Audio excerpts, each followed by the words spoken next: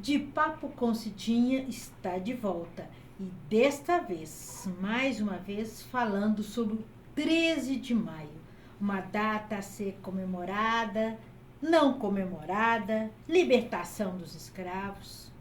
Vamos ouvir.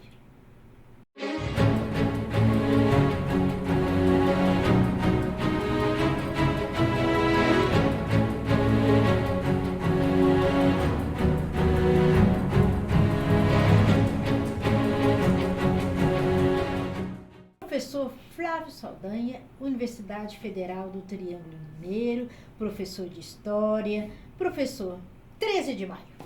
Bom, em primeiro lugar, Cidinha, agradeço aqui a oportunidade de estar aqui tendo essa conversa bastante produtiva, porque não também provocadora, sobre o 13 de maio. Enfim, 13 de maio, na história do Brasil, ela está registrada como o dia da abolição da escravidão. Mas a questão é, o que foi de fato essa abolição da escravidão? Para os historiadores, ele foi um processo, ao meu ver, em que resultou o Brasil ser o último país do mundo ocidental, isso precisa ser registrado, isso precisa ser dito, foi o último país do mundo ocidental a abolir a escravidão, com consequências até hoje. Bom, o que foi o 13 de maio? Em primeiro lugar, o 13 de maio, não estou aqui negando a ação da princesa Isabel, que assinou a lei áurea, aliás, uma lei curta, simples. Mas a questão é, em história, que a gente costuma discutir, é que as ações históricas não são fruto, não são resultantes de uma só pessoa. Então a princesa Isabel não atuou sozinha neste processo. Muito pelo contrário, aqui eu quero chamar a atenção para o movimento abolicionista, para os escravizados. E aqui um detalhe, um pequeno parêntese, eu vou aqui nessa nossa conversa, Cidinho, eu vou usar aqui o termo escravizado e não escravo.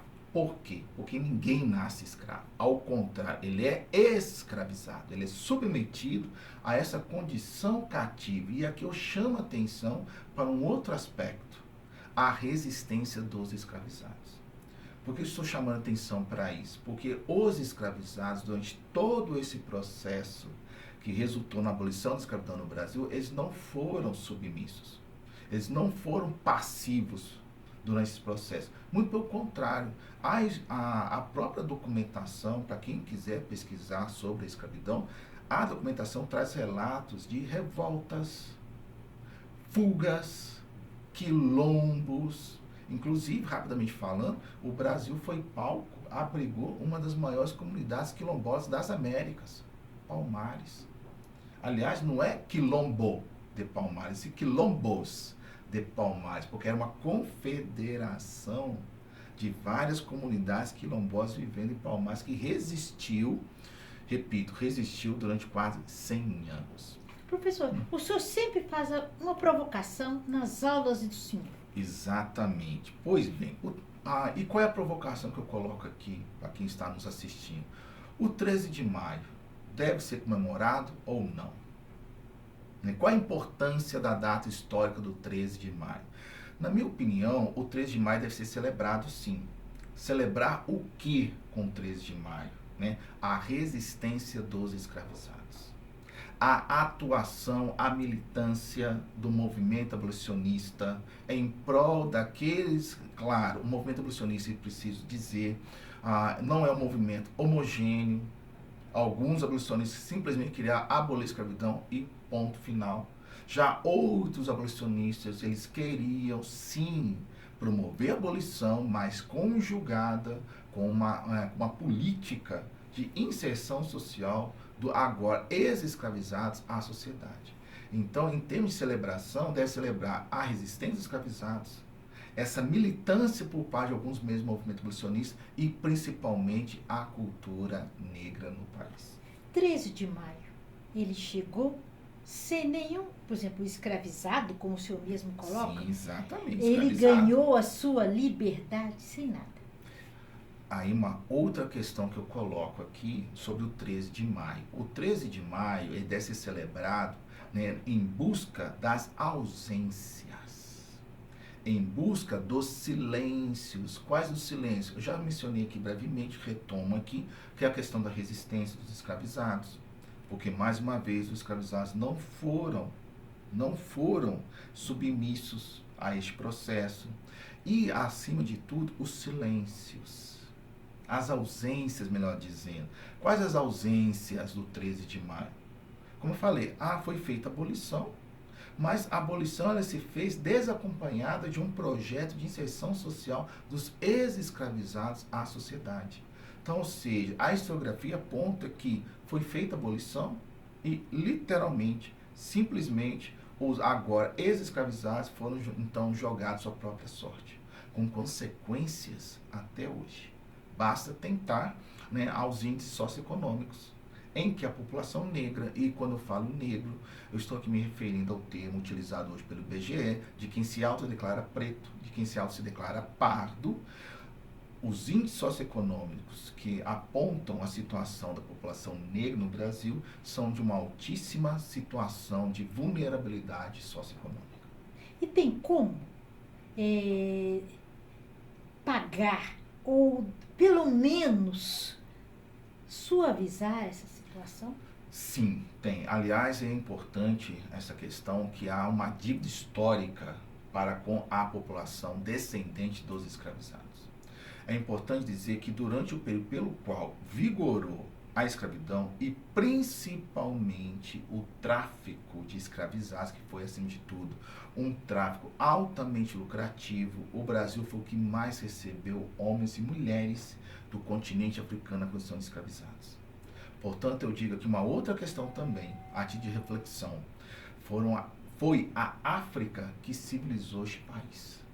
Aliás, África não, Áfricas, porque eram povos de diferentes regiões do continente africano que para cá vieram nessa diáspora, nessa sangria do continente africano para a América, em específico para o Brasil, que mais recebeu esse contingente populacional, esse contingente humano, e nesse sentido, essa população foi escravizada e, acima de tudo, há uma dívida histórica que o país tem que saldar para com essa população. Nós temos que acertar as contas com este passado violento, com esse passado repressor que foi a escravidão. Que é importante também colocar um outro aspecto. A escravidão, onde quer que ela vigorou, foi um sistema extremamente violento, extremamente cruel para com os escravizados. Esse sistema cruel, hoje sabemos que mais de 50% da população brasileira, sim, mesmo assim, a dívida ainda continua. Continua. E como saldar essa dívida? Um primeiro encaminhamento é saldar, é reconhecer, melhor dizendo, esse passado. A gente tem que pesquisar nos passados, a gente tem que reconhecer que o Brasil teve um passado escravocrata extremamente violento. Então a história, né, deste país precisa ser conhecida, precisa ser pesquisada, mas não apenas isto. Um outro aspecto, uma outra ação a ser tomada, na minha opinião, é a implementação das políticas de ações afirmativas, entre elas as cotas. Cotas. Sim. É um assunto meio proibido em alguns lugares. Sim. Algumas pessoas não gostam Não gostam, de falar. de Como é que fato. está essa questão das cotas? Eu vejo a questão das cotas como um assunto primordial. Está na pauta do dia. Eu sei que para alguns setores é um tabu, afinal de contas, é importante se colocar essa questão no sentido de que há uma discussão no Brasil de que todos somos mestiços. Afinal de contas, a escravidão, não só o negro africano, o branco europeu e o indígena, moldou aí a harmonia das raças, entre aspas, até a página 2. Porque a gente não pode perder de vista que o negro era escravizado, e o indígena também vai ser escravizado, e é o branco europeu que vai ser o opressor. Então, ou seja, essa ideia de uma democracia racial, ela é usada para deslegitimar a vigência imperiosa e urgente das políticas de ações afirmativas, entre elas as cotas. Sim. Cotas têm que ser implementadas em todos os segmentos. Sim, a começar que nós já temos aí 2 leis que já estabelecem um sistema de cotas nas universidades e também no serviço público. Então, ou seja, é um primeiro caminho. a questão da implementação das políticas afirmativas, entre elas as cotas, porque as cotas, principalmente aquelas voltadas para o acesso, para o ingresso à universidade, significa uma verdadeira revolução pessoal e familiar. Como assim? Eu estou falando de indivíduos, homens e mulheres, negros, mais uma vez, aqui se autodeclaram pretos, aqui se autodeclaram pardos, que são os primeiros de suas famílias a ingressarem na universidade. Algo que foi vedado por uma questão histórica, ou melhor dizendo, de uma desigualdade histórica, aos pais, aos avós, aos bisavós. E digo mais, esses alunos que hoje estão ingressando para o sistema de cotas são os primeiros, mas não serão os únicos. Professor, voltando a uma questão, comemoramos ou não o 13 de maio? Então, como eu coloquei, acho que deve ser comemorado sim o 13 de maio. A cultura negra, a congada, a resistência, mas também atrelado, né, a esses silêncios, a essas ausências que pautaram o 13 de maio. Principalmente essa ausência das políticas de ações afirmativas. Então, o 13 de maio, sim, deve ser comemorado, mas com este aspecto. Então, a comemoração do 13 de maio, ela não deve vir somente a questão da festividade. Não apenas a questão da festividade. Sim, deve ser celebrada a festividade, mas não somente ela. Eu coloco aqui uma outra palavra, você colocou festividade, correto? Correto. Eu coloco outra palavra, política. O 13 de maio deve ser também celebrado como um ato político.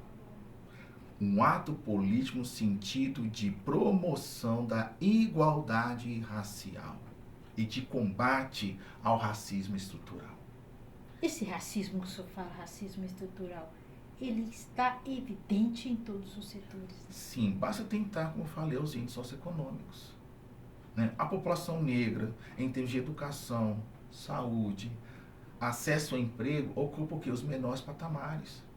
Então, por isso, a necessidade das políticas de ações afirmativas, para poder, então, combater esses patamares, combater essa desigualdade registrada, comprovada nos indicadores socioeconômicos. Então, as políticas de ações afirmativas têm essa finalidade e, claro está, uma outra discussão, até quando teremos essas políticas de ações afirmativas? Elas devem ser permanentes? Não, na minha opinião, não devem ser permanentes, mas devem ser temporárias e, acima de tudo, necessárias. Elas são urgentes. Quer dizer, é uma questão latente, é uma questão Exatamente. que deve ser realizada, todo mundo deve estar envolvido, não só o negro, mas também o branco. Exatamente, que aí uma outra questão importante também, se diga a ser destacada, e agradeço você colocar isso, não é também que a gente se fala da promoção da igualdade racial, quando se fala do combate ao racismo, não é uma luta dos negros contra os brancos, não é. A Angela Davis já falava isso. É a luta de negros e brancos contra o racismo. É a luta de negros e brancos indígenas contra os racistas. Então, nesse sentido, não é uma luta entre brancos e negros. É uma luta de negros, de todos aqueles que têm essa consciência de que há um racismo estrutural prevalecente neste país. De que há um racismo que relega a maioria da população negra a alguns espaços onde se vê a presença da população negra, mas em outros você não vê. E aí eu coloco aqui o teste do pescoço. Entre em algum lugar, seja um restaurante, seja num fórum, olhe para a sua direita, olhe para a sua esquerda e veja se há negros. E se há negros, qual é o lugar que eles estão ocupando naquele espaço que você adentrou? Aí sim você vai ter essa dimensão, esse racismo estrutural. E aí essa dimensão da necessidade imperiosa de políticas de ações afirmativas, pautado também no estudo da história da escravidão deste país. Por que nós não temos museus da escravidão? Né? Há um museu do Holocausto. Sim, houve o Holocausto. Não nego, isso é uma outra tragédia. Mas por que não tem museus da escravidão? Memoriais da escravidão. Aliás, o Brasil, como eu falei, foi o último país a abolir a escravidão no mundo ocidental, abolir a escravidão. Foram quase 4 séculos de escravidão, moldando hábitos, ou melhor dizendo, naturalizando hábitos, costumes e práticas racistas. Nós temos que ter também um exercício de desracializar certas expressões, como criado mudo, ovelha negra, entre outras expressões, que, com o passar dos anos, naturalizou no nosso vocabulário, no nosso cotidiano. Então, nós temos então que desconstruir, desracializar essas expressões que são racistas. A conversa com o professor de história, vai longe. Sim. Se formos falar desta questão, principalmente quando fala do 13 de maio, fala do racismo, fala dos escravizados, Sim. dessa questão estrutural. Professor, resumidamente, 13 de maio, liberdade e, principalmente, cotas. Bom, 13 de maio, liberdade. É uma liberdade que o movimento negro contesta. O movimento negro coloca que o 13 de maio, quando muito, a abolição foi incompleta. Então, seja uma liberdade incompleta ou uma falsa abolição, uma falsa liberdade, na medida em que foi abolida a escravidão, legalmente falando, mas não foi abolida a violência contra a população negra, não foi abolida a repressão contra a população negra. Basta tentar, principalmente se a gente for olhar o Anuário de Segurança Pública, um jovem negro tem 2,5 vezes mais chance de ser assassinado neste país pelo fato de ser negro. Isso é importante frisar, isso é importante citar. Então, daí, esta liberdade, ela ainda não é efetiva.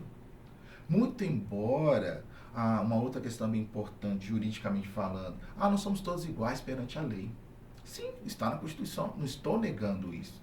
Mas quando se fala uma igualdade de todos perante a lei, não estou falando de uma igualdade formal.